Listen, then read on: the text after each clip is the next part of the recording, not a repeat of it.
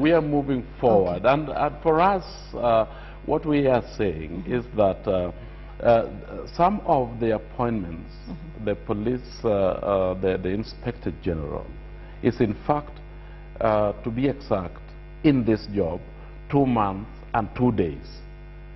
And this is the head of the police and needs to be taking charge as we are going into the elections. Now, what happened? Why couldn't we have had the Inspector General in place earlier than now so that he can take leadership towards securing peace and free of violence elections in 2013. All right. These are the questions. So there are some issues, and we'll get to the questions in a moment. At least we started off this discussion on a positive note. Some good things are being done. We'll talk about what needs to be done moving forward. Let's bring in Charles here from the police service now to give us perspective on that. You agree with Justice in many ways. The framework has been set up. Perhaps from your perspective, how much further do we need to go? What do you think more needs to be done to increase the pace of police reforms? One, I must say that I'm an interested party. Definitely. One, as a Kenyan. Yes. And two, as a police officer who has interest. Long before 2007, 2008, I was involved in a lot of discussions. I used to have a program called Know Your Policeman in KBC, and we talked about Police Service Commission before many people talked about it. It is a commission that was meant to come and revamp the police in so many aspects, because we are not unionized, and we are not supposed to be, given the nature of our work as a disciplined service, but we required a voice that would work into the interest of the police as a service. Police is a very noble service, unlike what majority of Kenyans think. Many Kenyans, if you give them opportunity, they would give you other careers. They would want to be engineers, doctors, and call all sorts of names. Rarely do people think about the police. But it's not because people would not like to be policemen, but it's because that police is one institution that has been poorly remunerated, given a very bad image, and with very poor living conditions. And that is why you find many people are not interested in the service. But I would like to tell you it's a very noble service. No country can achieve meaningful economic development or discipline unless we have a revamped police service. What I would like to say in relation to this, because now we already have the Police Service Commission, we have Independent Police Oversight Authority, we have the Police Act, we have the Police Service Commission Act, we have the Independent Oversight Authority Act. These are legislations that enable movement into the police. But you must understand that democracy has a lot in achievement. There will be pull and push all over. But we are focused that we are going to achieve quite a lot in the near future. But I do not want anybody to worry, like Nyang'aya is worrying that the Inspector General just came in. This is a police officer who has been in service for over 32 years. Since 1979, Mr. Kimayo has been in service, has worked in various capacities. From the lowest level, has become a station commander, he became an OCPD, he worked in the Presidential Escort Unit, he became commandant of the General Service Unit, he became Director of Operations, especially during the last elections. He has the insight of managing an election. What is important is the goodwill of the people of Kenya and the politicians. It is not the police. Ours is to provide security to you, but what is your goodwill as a nation? Because many a times people mess up themselves and then they come back to blame our service. For one, we are going for an election on Monday. We are looking at so many factors. The voter himself, what is in you? Are you going to vote ethnically? Are you going to vote to change your country? Are you going to vote to move forward? That is not our responsibility. That is the responsibility of individual Kenyans. When you decide not to vote on March 4th, and then your preferred candidate loses, then tomorrow you come crying on rigging and so on, again you will push the blame to the police. That is not what we are talking about. The country must be mature, the politicians must be mature, and we must move forward. For example, last evening we were watching the issue of gangs, and you've just shown it in Mombasa and in Kisumu.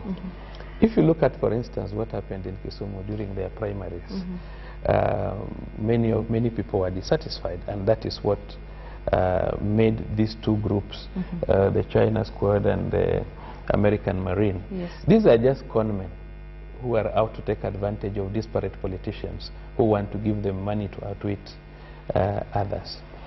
Some of these are social breakdowns and has very little to do with the police service. Okay. But I can tell you that unlike the other election, we have been involved in partnering with the major stakeholders, that is the Independent Police Oversight Authority, the judiciary, and the police. Okay. And there are so many aspects that maybe in the discussion we will tell you that can give Kenyans confidence that we are going to have a free and fair election and we are going to give you adequate security. Right, so let's start by talking about just some of those measures as we get into it, and we'll come and talk about reforms again and what needs to be done and perhaps what worries Justus and a lot of other stakeholders in terms of preparedness as we get there.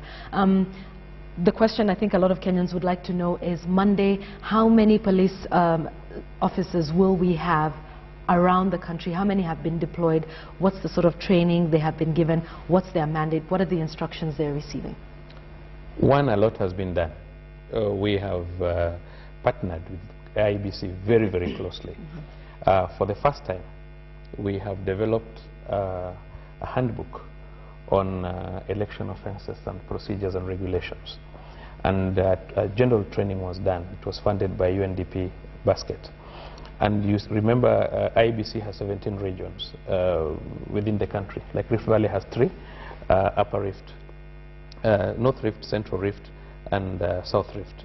Eastern also has 3, Upper Eastern, Central Eastern, and Lower Eastern. Nyanza has 2, Central Nyanza and South Nyanza. Nairobi has 1. Mombasa has South Coast and North Coast, and so on. So we also divided ourselves into similar regions. IBC has 17 election coordinators, and the Inspector General also appointed 17 police coordinators in those regions, Kenya Police, and 17 from Administration Police, making a team of 34. So today, if you go to North Rift, you'll find 3 officers, 1 from IBC, the regional coordinator, and another coordinator from police, AP, and from Kenya Police. We brought them and we had a general training. And CID, DPP, judiciary, and the police also developed sample charge sheets which were put in this handbook manual. It's unfortunate I never carried it, but we unveiled it and your team was present. And we have taken them through the legislations governing matters on elections, offences and regulations. Because many a times, if you are able to identify an election offence and you are able to charge the person involved, then this marks a deterrence in opportunity for people to commit offences. So that general training was done, and then we moved down to train the OCPDs who have been trained, all of them, and the election and the constituency election coordinators, they were trained together. Then we moved down and trained the station commanders up to the post level, and each of them has the manual and has a roll card that we are using for this particular session. So also we have partnered with the judiciary very closely. The Chief Justice has assured us that for any election offence that comes up during this period, within 3 days, he will be able to complete the cases. They'll give it, preference, and there'll be expedience in the manner in which these cases will be handled. So that satisfies us. But I've not finalized because you have asked me about the numbers. Yes. We have deployed about 90,000 police officers for this particular election.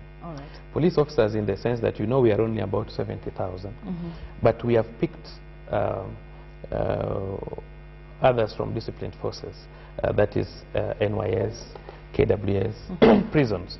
NYS has given us about 10,000, prisons has given us about 8,000, KWS has given us 560. And they have been gazetted as special police officers for the election period only.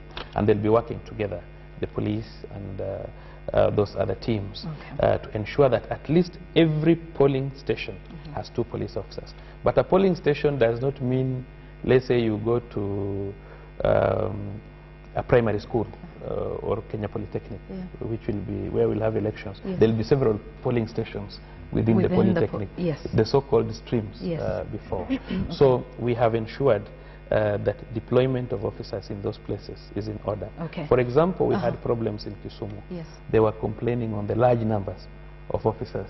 Like for instance, we took GSU officers. GSU officers will also be deployed on standby. And given what we saw in the primaries, we don't want to take chances. We don't want to give an opportunity for any individual to disrupt elections so that people fail to go and vote. We want to create an environment that will enable people to vote. Okay, understood. Yes. And Kenyans like to hear numbers, so perhaps when they hear 90,000, this may give them some hope. Justice, let's talk about the reform process. We've talked about the framework that's already in place, so at least we're headed in the right direction. We have the Inspector General, we have his deputies, we have the Police Service Commission. Okay, but still, the pace of this could have been faster. We could have had the Inspector General sooner. Tell us what your concerns are with the pace of reforms now. What is it that you wish can be done faster? First, I'd like to thank Mr. Owino for coming here, but also articulating the preparedness. Because I think what people need is to know that they are safe.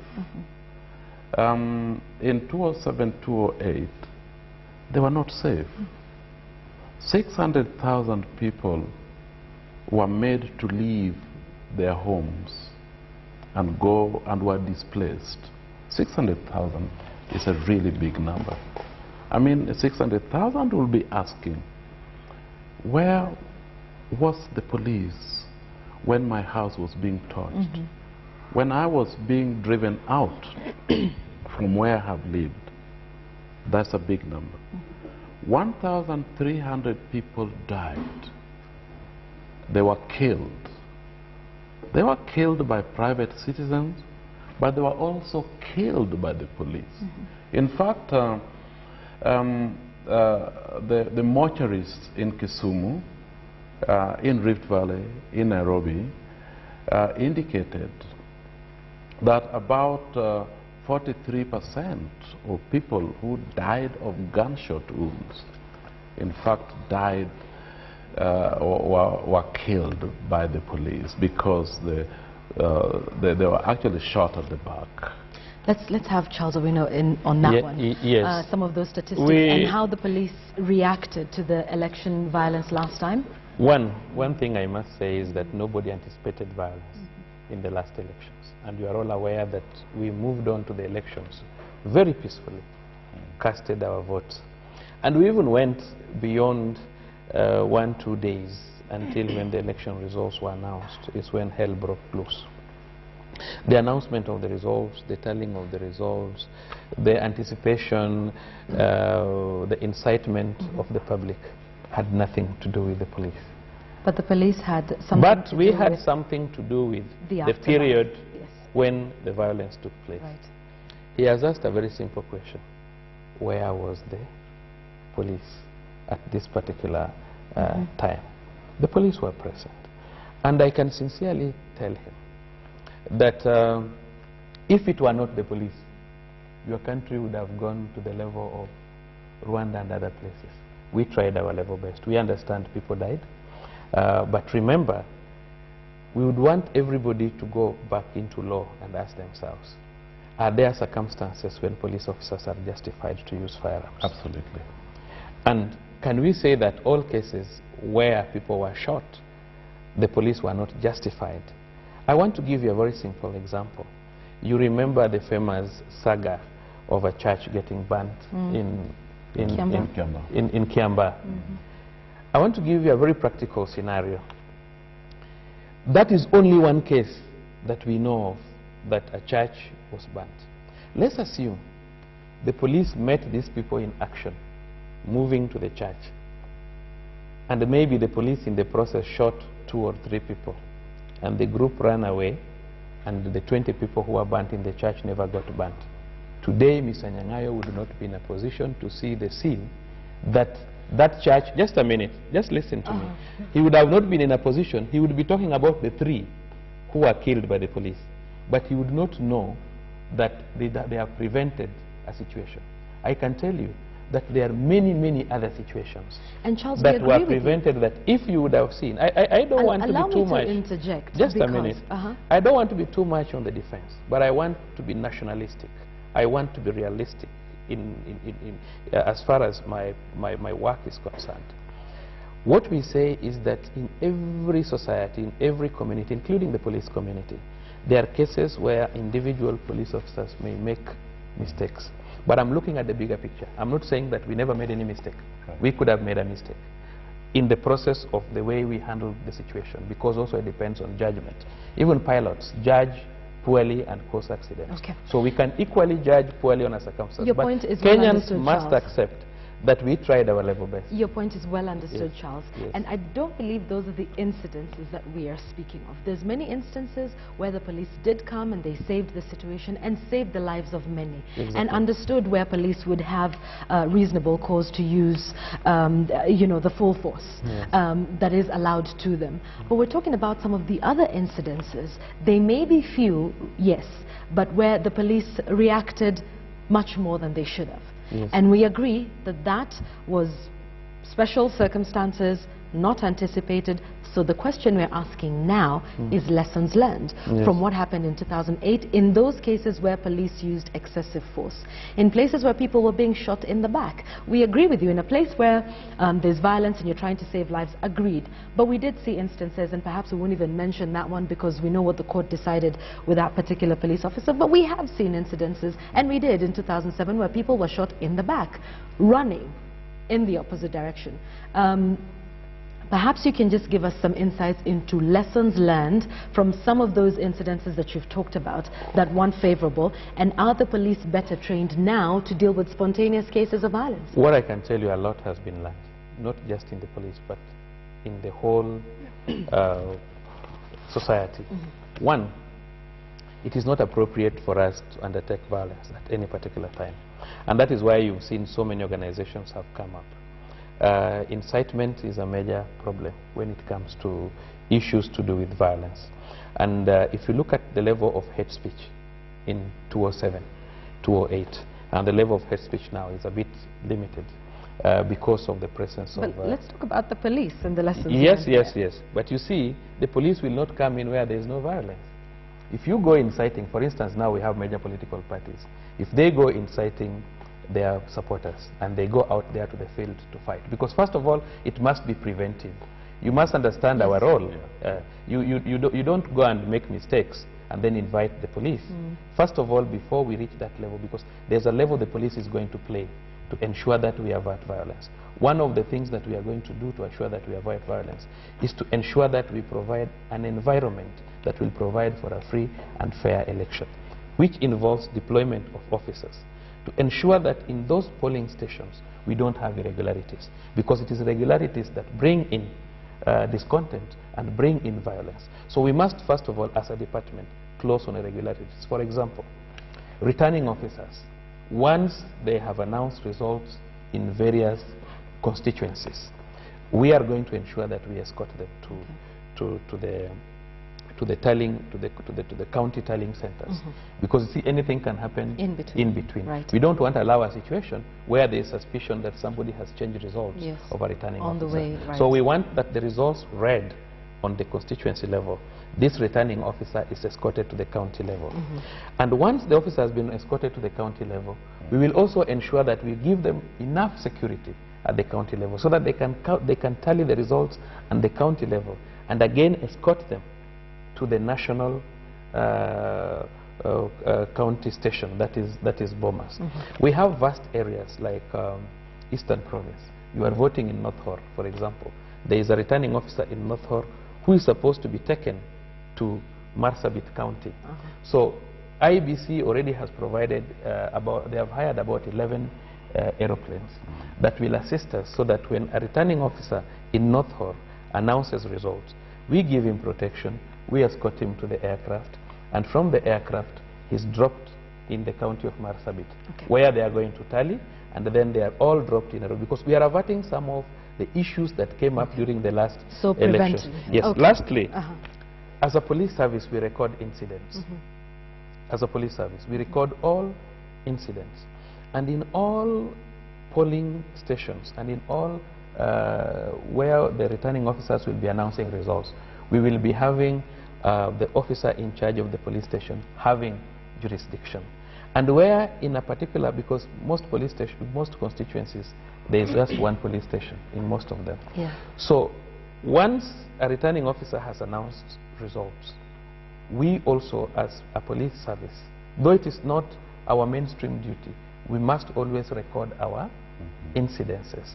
We would go, this is what we have practiced over years, the officer commanding police station, from the exact results announced by the IEBC, we go to our occurrences books and we say, so it will be recorded in the OB. Today the results were announced at this time and these were the results. And we always submit the same figures to our headquarters. Right. The reason why we do all this is because as a police department, we are involved in ensuring that all incidences are reported, because if we can report an incident of an accident, why not an incident of an election result? So that we avert situations where people were, because people are already having very bad rumors that, oh, we in the government, the police and other people, we intend to change results, we intend to interfere with the software of IEBC. And these are things which cannot happen in the current situation. Okay, understood, Charles. Yes. I'd like to bring this in. We were actually talking about some of the issues that you have, and we also must make a lot of room for our viewers who are sending in their tweets and their comments. So let's get back to it, Justice. What aren't you happy with? Let's just detail that very quickly. What needs to be done? Let me also say very quickly here that I think when the Inspector General was appointed, it was a beautiful thing for this country, and we are looking up to the Inspector General to take charge of the police force and to ensure that the public confidence is restored on the work that the police is doing. And some of the issues that Mr. Owino is talking about, and the scenarios and the stages and the strategy of preparedness, it's very good to go out there so that people listen to them. And he has said, which is true, that they were not prepared for violence in 2007, 2008, and it was spontaneous. And they had to do what they had to do. Now, if 2007 and 2008 was spontaneous, and they were not prepared, Tana River just happened last year, this year. And what was coming through is that the police almost were paralyzed by, you know, they did not do anything. And 112,000 people were displaced from their homes. Including that large number of police officers themselves there were about, who were massacred in Baragoy. So I see what you're saying about saying that in 2007, 2008 it was spontaneous and the police were not prepared. But at this time, in Tana, in Baragoy? You know, and about 200 people died. We would have hoped that, again, our police, charged with security of Kenyans, will have done something about stemming the tide of attacks, revenge attacks, and all manner of criminal activities that were going on. And thank you. Now these are the kind of issues that we are bringing onto the table, so that we as Kenyans also say and work with the police and say, now this cannot happen, must not happen. But the buck stops with the police, because they are the people that have the mandate to take care of me. Okay, and on that note... And my grandmother and everybody else. That's right. And on that note, we're talking about intelligence of the police and what it is they know. And we have a tweet here from Anthony Bishops who says, where is the CID, which is the intel arm of the police?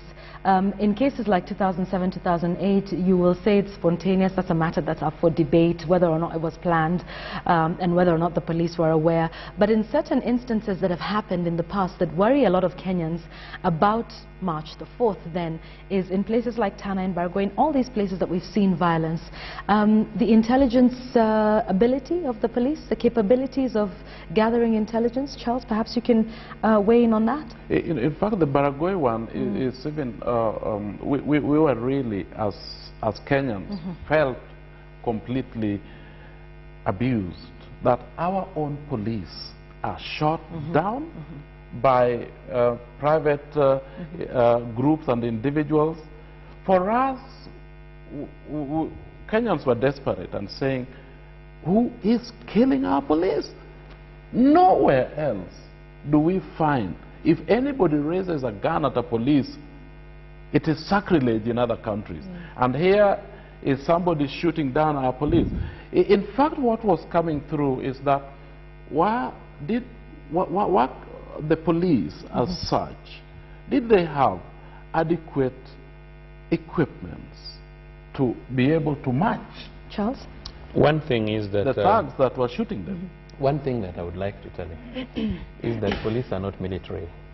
Today, if you want to kill 500 policemen in Nairobi, you can do it. You can start by me. I'm not armed. That's a scary statement, Charles. No. For the rest of us who are not policemen and who are not armed. I want to be very factual, because we are not military. We are not fighting targets. Like, for example, our police officers in traffic, they woke up at 5 to control traffic along City Stadium, along Nyayo Stadium roundabout. If you go to Parliament at 5, you'll find police officers. They're not armed. They are there to control traffic. It depends on the moral status of a nation. Okay, so Charles, what I'm saying, no, just a minute. Let's go to Baragoa and talk about that is what I'm trying to tell you. If you go to a place like Baragoa, for example, Turkanas have never killed policemen. At no time. And we have been interacting and moving together and doing so many things together. The history of cattle rustling has been in place in Pokot, between Pokot and Turkana, Samburu, and Turkana and so on. But that kind of killing was not there. When a police officer is working on a file, for example, on a valley, tracking animals, and our own citizens who are criminals decide to shoot at them, the best thing that can happen is that they will defend themselves to the level that they can be able to defend themselves. But we are not a military to work with heavy bombs and to go for targets. The way military exercise is undertaken is different from the way policemen act. For example, when we are chasing a robber with an AK-47 in a pro box in town, it's quite different from an operation but knowing that, so why then weren't they better equipped? Knowing that, of course, the circumstances were different from chasing a robber in town and going into a place like cattle rustling. It's very unfortunate that I'm dealing with the two of you who are not in security and may not understand the procedures. But you are dealing with a lot of Kenyans who are not in the police and who are not involved with security. Excuse me. We are not military. We are police. Understood. Are you getting me? Understood. We are not going to war at every time, even when we are patrolling to protect you. And that is why I've said, if you want to kill a policeman who is on the roundabout, and then tomorrow come and say, why were the policemen killed, then it will be very petty for us. Okay, Charles. Yes. What he has said that I agree with is that internationally, you can never kill a policeman in any country and it goes like that. It will be a sense of interest to all of us. Are you getting me? Yes. And our moral obligations are very important because police have specific duties. Our role is not war. That is not our duty. And even today, our police officers on patrol currently now in Turkana. If you decide to form a parallel army and you want to kill them, you will kill them. And that is why when we had a problem and this I'm taking it to Amnesty International, we had a problem of gangs in Mount Elgon. It reached a level where we could not manage as the police because of the nature of terrain and equipment. There's a level of, there are types of guns that you allow the police, and there are type of guns that you allow Charles, the military. that brings me to my and question, when we did please. that, no, when the military went to Mount Elgon, all of them, including in Amnesty International, made a lot of noise. But at the end of the day, Mount Elgon is quiet. I'm happy and proud of that. Okay, all right. Charles, now, we have police officers in the service who are in places like Baragoy. We have the police officer who's outside here at Nyayo Stadium. We have the police who's manning, say, Muthaiga police station. Yes. Understood that police officers are not army officers. However, do we take this on a case-by-case basis and decide that obviously the traffic policeman will have a baton?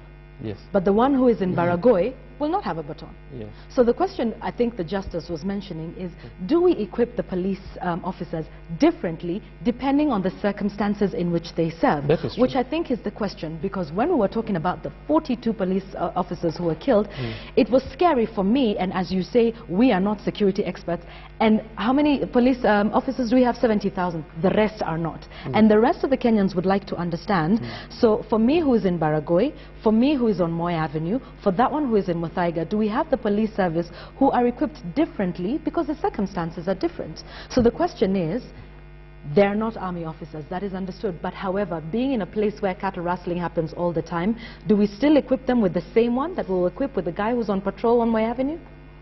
Yes, there's a limit of the kind of firearms you can have. In fact, is that something that we should be pushing for a little more? No. To get them better equipped based on the circumstances? We cannot do that. We cannot equip the police officers beyond the international levels of equipping a policeman. Amnesty International will make a lot of noise. He will be the first one to quarrel us. What we are saying is the moral obligation of a nation and what should be done at every particular time.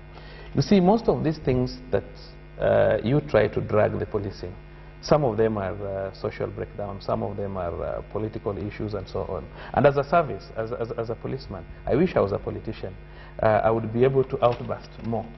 But as a policeman, there are statements I cannot make because it would amount to inciting the public.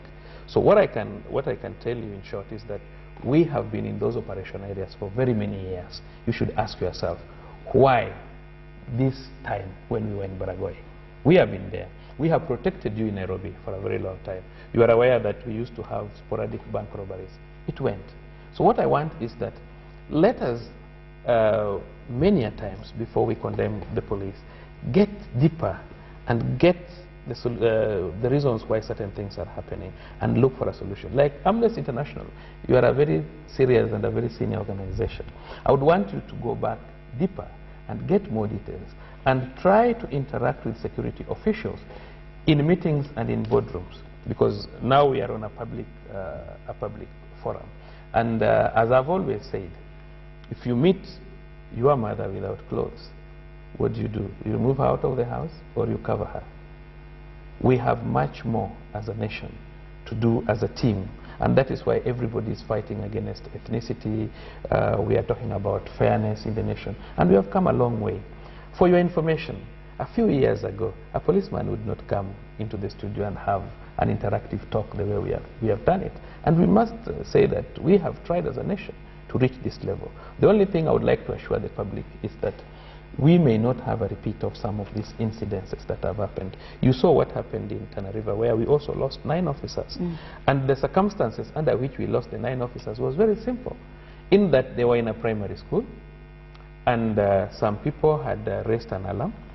And you know, there are specific groups, 2 major communities there, which are very distinctive. You can tell this is Pokomo, you can tell this is the other community.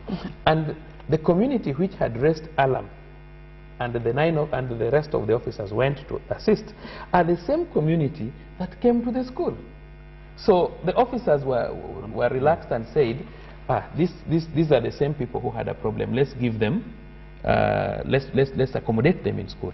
Only for these people to turn, there were over 200, only for these people to turn against the officers, the 9 officers who remained in the camp. A very unfortunate incident. But we can say that we are trying our level best to ensure that some of these incidences are not repeated. You talked about intelligence. Yes. Intelligence is very wide, and I don't want to speak for the major intelligence wing. We have also tried to have, we used to have the special branch, which was under the Commissioner of Police then. And then, you know, it was changed from the special branch into the National Security Intelligence Service. And it moved out of us.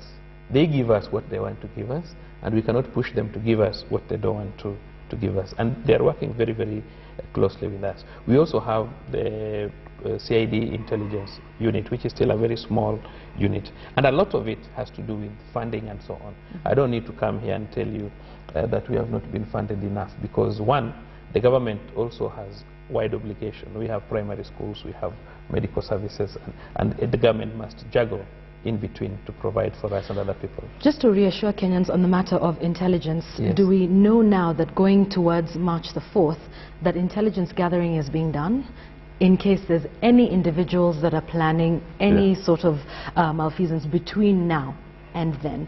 And it could be that it's not necessarily under the Inspector General. We know we have the NSIS. Are you working towards collaborating with all of these institutions that conduct intelligence gathering, so that if there's any plans being made within the next 5 days, that the police is on top of it? I want to tell you something, that whatever plans that anybody may try to make, we are in a position to have this information with us, unless it is sporadic, the way it happened last time, because there are some reactions that come about because of a particular incident that maybe is not foreseen. But for whatever items that have come up that are foreseen, we have managed to try and close up as much as possible when it comes to intelligence. And for your information, the Inspector General gets briefs of intelligence from his colleague from NSIS every day, every morning, every evening, and every time that there is an incident. And they send a lot of confidential reports to us, which we follow up. If this were not happening, then you would not be sitting here today. You would not be. You see, people must always ask themselves, every day I go to my home, I sleep, I wake up, I've never had an incident in my life. Who is behind this? We must also appreciate that when an incident happens, let us condemn it, but let us also go back and find out what is the general solution to these problems. He has just talked about the police reforms.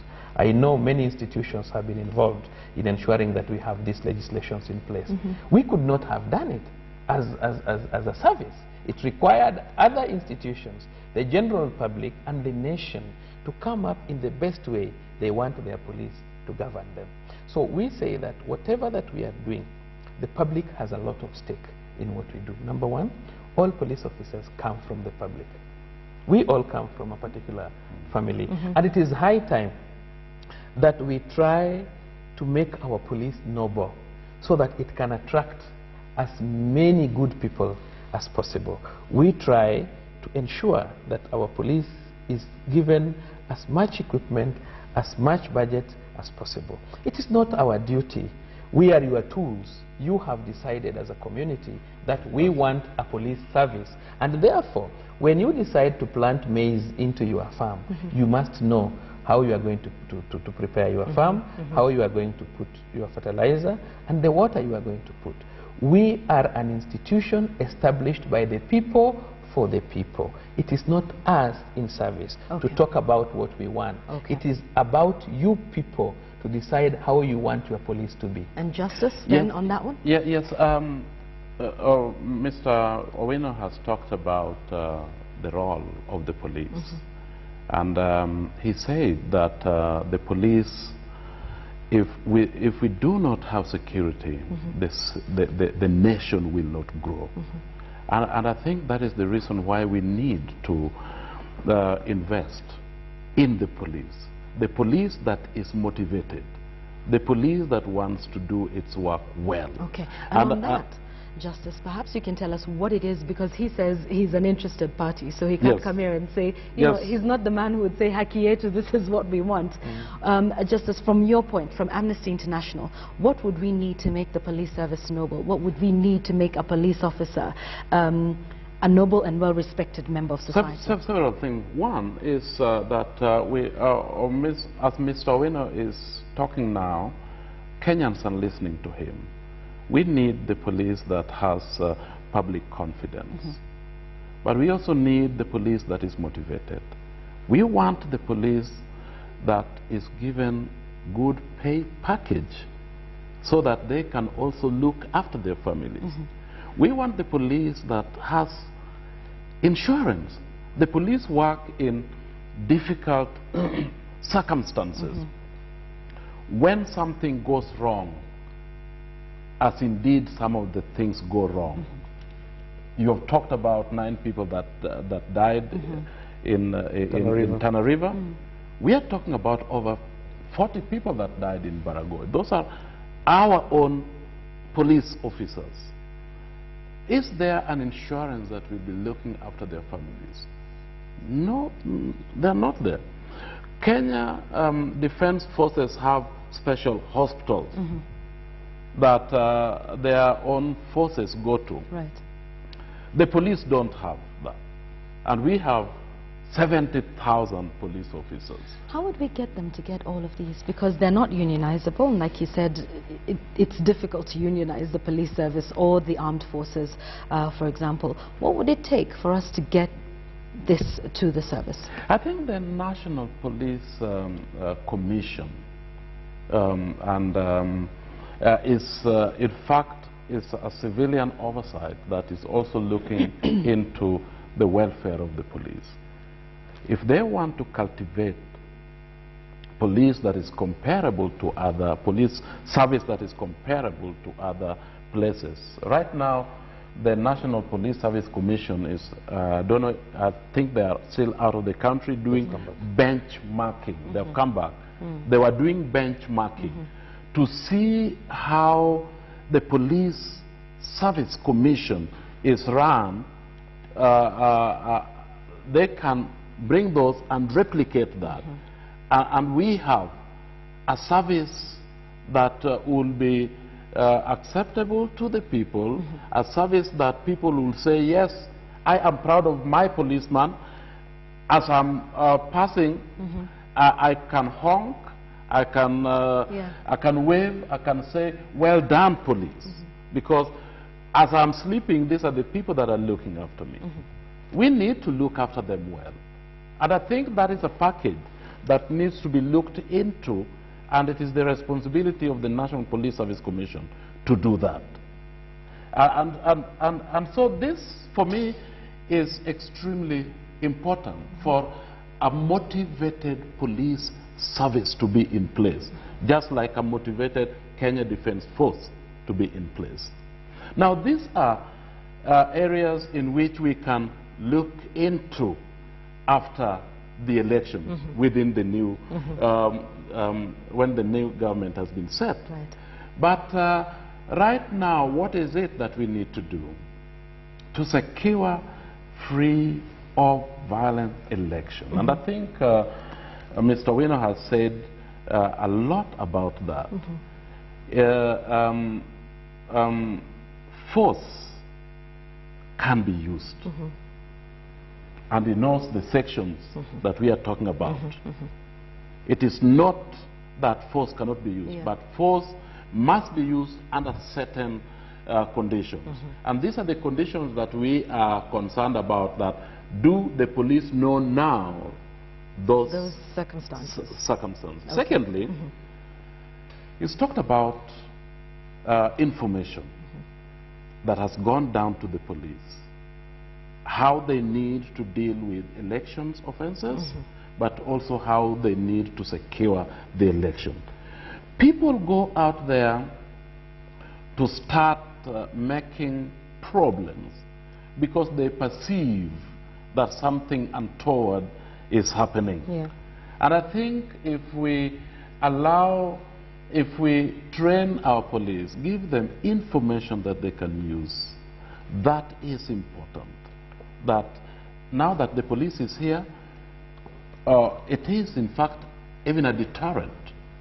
They cannot do what they were planning to do. Because of police presence. Because of police presence. Right. So that is important.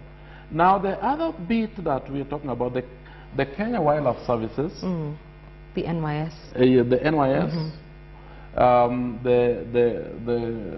GSU? GSU, yes. The Kenya Forest Guard, and all the other, I think they have been brought in, which is very good. It boosts the number of the police so that at least where there are shortfalls, we have all these. Okay. But again, we need to realize that they may not have gone through the kind of training that the police went through to manage civilians. So this is the kind of caution that we, as an organization, is also passing on to the police. And when we spoke with the Inspector General, we were really very impressed with his level of grasp of issues, but also his commitment to ensuring that this election is going to be free of violence. Okay. And I think the other institutions that have been mentioned, like the judiciary, this for us is very important. We spoke also with the IEBC in terms of preparedness and in terms of working in partnership with the police. That is important. And so those were some of our concerns, that when Kenyans are being handled by the disciplined forces, they need to be handled with dignity, but they need to also be handled from a point of information. And also as a police service, there is now re-engineering of the force into the service. Okay. Is that complete? Because really it cannot be complete because right now, because it is a process. The very same policemen that were in place in 2007, 2008 are the very same ones now.